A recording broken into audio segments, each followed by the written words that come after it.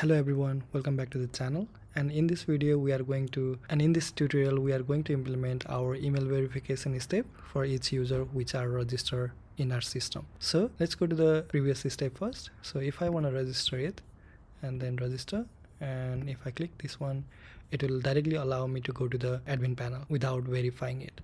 So if I look at the database, and let's go to the API. And if I go with the users,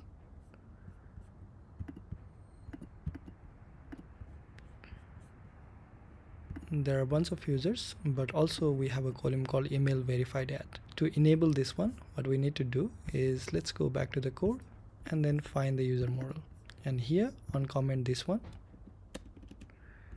and then here implements must verify.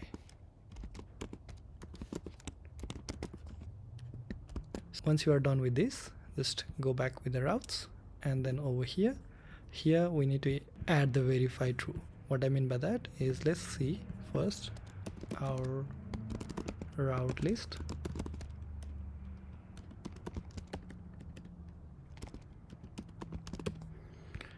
So here are the available routes currently, and if I do here verify true, and then let's try to do it again. Yeah, you'll see there we have this new routes that has been added. Let's implement over here where we can route group. So what I mean by that is, just do this middleware, and then here just you can add multiple middleware over here. So verify, and then what you can do is group function, and then we can bring this one over here, or whatever the routes you want to put inside it. So if I do this one, and then if I go back inside my browser and then let's log out, you can use the same login, or let me register again. It says verify doesn't exist. The target class verify is not found. Probably I did mistake over here. Verified.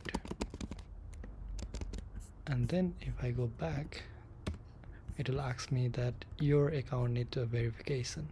Before proceeding, or click here. If you did not receive the email, click here to request another. We haven't set up our email yet, so let's go back and see over here. Just check the email.